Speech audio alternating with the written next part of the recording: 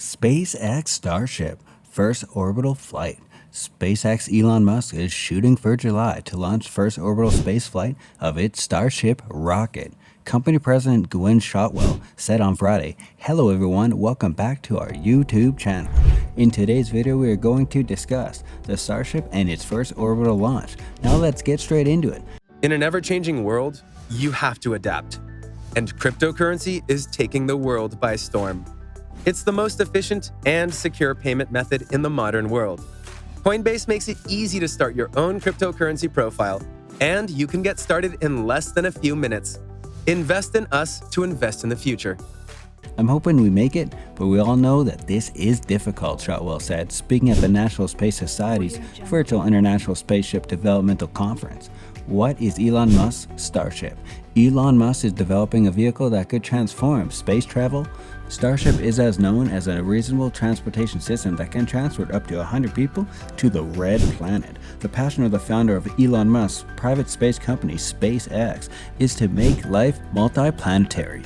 This is motivated in part by existential threats, such as asteroid impact large enough to destroy humanity, another planetary arrangement which places some eggs in other baskets and save human civilization if one of them survives the catastrophe. In 2016, the entrepreneur outlined his reasons at the international conference in Mexico. History is going to bifurcate along two directions. One path is to stay on Earth forever, and there will be some eventual extinction event, he said. The alternative is to become a spacefaring civilization and a multi-planet species, which I hope you agree is the right way to go. Musk has spoken about his dream by building a city on Mars many times. He believes the settlement would lead more people to become independent. To make that dream come true, you need a vehicle that can do the job. The spacecraft is a combination of a rocket and a spacecraft that can transport more than 100 people to the Red Planet at the same time. The system is completely reusable, meaning that more crucial hardware elements are not dumped overboard or burned, as it is the case with some other carrier systems, but are rescued from space. They can be repaired and flown back, reducing the cost of the entire facility. An overview of Starship. At launch, a spaceship called the Starship sits atop a rocket called the Super Heavy, the combined system with 120 meters long, and it will also be called Starship. Let's get on the Starship first. With the bow and landing fins, this stainless steel vehicle is reminiscent of a rocket ship from the golden age of science fiction.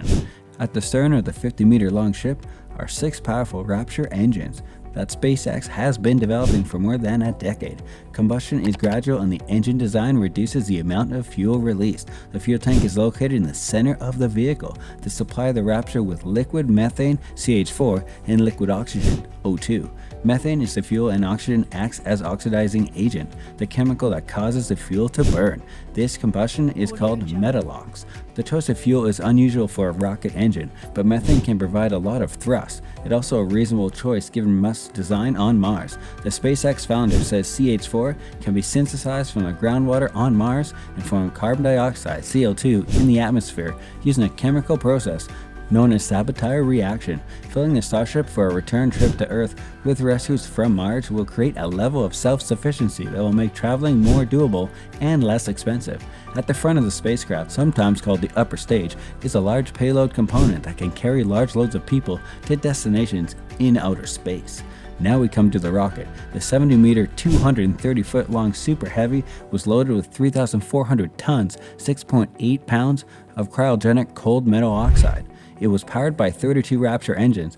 This specification has changed several times, and it's said to have over 70 megawatt tons, 16 million pounds of maximum thrust. It should be capable of lifting at least 100 tons of payload and possibly up to 150 tons in near-Earth orbit. This makes the Super Heavy more powerful than the giant Saturn V launchers used for the Apollo moon mission in the 1960s and 1970s. Launch and refilling. As it rises from the launch pad, the combined Starship system will move into its planned orbit. When the high school is released into space, the Super Heavy flips over and falls back to Earth. When descending, the Super Heavy will use steel structures called grid fins on the side of the amplifier that are shaped a bit like potato waffles. This will help direct the missile back to the launch pad so it can fly again. Previously, SpaceX wanted to launch a Raptor Super Heavy engine to guide it to precise landing with 6 steel legs. SpaceX did something similar with the first stage of its Falcon 9 rocket and landed it safely on the landing pad and drone after launch. But this thinking has changed since then. SpaceX now is planning to attach amps that fall by hand from launch towers. It is a structure that gives engineers and crew members access to the spacecraft and rockets as they sit on mats before launch. Meanwhile, the Starship's top tier could be taken to the garden path after separation, allowing it to refuel. If you just fly Starcraft into orbit, don't reload it, that's pretty cool. You'll get 150 tons in low orbit and no fuel go anywhere else, Musk explained at a conference in 2017. If you send a tanker and fill orbit, you can fill the tank all the way up to the top and bring 150 tons payload to Mars. To refuel, the spacecraft docks or pairs up with another Starcraft already circling the Earth, which only serves as a fuel depot. To refuel, the spacecraft docks or pairs with another Starcraft already circling the Earth, which only serves as a fuel depot. The two ships were actually pair at the stern. They will use the same pairing interface they used to connect the booster at launch, Musk said in 2017. Moving fuel is very easy. You accelerate with the control slide in the direction you want to empty. SpaceX aims to launch first orbital Starship flight in July. Company president says, "I'm hoping we make it, but we all know it's going to be difficult," Shotwell said, speaking at the National Space Society Virtual International Space Development Conference. "We are really on the cusp of flying that system, or at least attempting the first orbital flight of that system, really in very near term," Shotwell added. SpaceX has made many short test flights of Starship prototype over the past year, but reaching orbit is the next step in the testing the rocket. The company announced its scheduled flight in May, which could take off from the company's Texas location and explode off the coast of Hawaii. The prototype spacecraft measures about 160 feet, or about the size of a 16-story building, and is made of stainless steel, which has an early version of the rocket that Musk launched in 2019. The rocket was initially launched with a super heavy booster. This is the bottom of the missile, which is about 230 feet high. Together, the Starship and Super Heavy will be nearly 400 feet tall when lined up for launch. The company is developing Starship to launch a cargo and humans on mission to the Moon and Mars. While SpaceX's fleet of Falcon 9 and Falcon Heavy rockets are particularly reasonable, Musk's goal is to make Starship fully reusable by providing rockets closer to the plane with short execution times between flights, where the only fuel is high price. "I don't think that people have even comprehended what the system is going to do," Shotwell said. She emphasizes that Musk feels in a huge hurry to develop Starship and create a sustaining capability that will take to the Moon and Mars. That means not one ship every 2 years, right? We have the able to fly dozens of ships during the time frame when you can get people to Mars, Shotwell added. What will Starship be used for? For long-distance trips to Mars and back, which could take up to 9 months in either direction. Musk plans to install about 40 cabins into the payload area in the upper level front area. You could conceivably have 5 to 6 people per cabin if you wanted to crowd people in, but I think mostly we expect to see 2 or 3 people per cabin, and so normally about 100 people per flight to Mars, Musk said.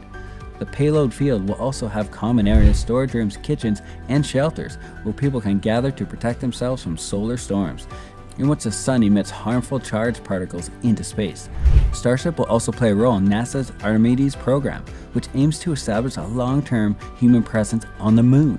In April 2021, the U.S. space agency SpaceX placed a $2.89 billion contract to develop the Starships in a lander that could take astronauts into a lunar surface over the course of a decade. Well, that's it for today's video. If you found it informative, then don't forget to give it a big thumbs up. See you next time. Thanks for watching.